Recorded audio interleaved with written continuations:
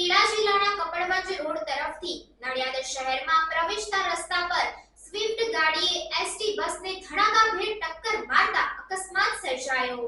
ખેડા જિલ્લાના કપડવંજ રોડ તરફથી નડિયાદ શહેરમાં પ્રવેશતા રસ્તા પર એસટી નગર નજીક એસટી વર્કશોપ સામે એક પૂરપાટ ઝડપે આવતી સ્વિફ્ટ ગાડી એસટી બસ સાથે અથડાતા સ્વિફ્ટ ગાડી ચાલક ગાડી મૂકીને ફરાર થઈ ગયેલ। કોઈ જાનહાનિ થઈ નથી। વધુમાં જાણવા મળેલ છે કે કાર ચાલક નશાની હાલતમાં હોવાથી કાર બેકાબૂ થતા એસટી બસમાં ધડાકાભેર અથડાતા અકસ્માત સર્જાયો।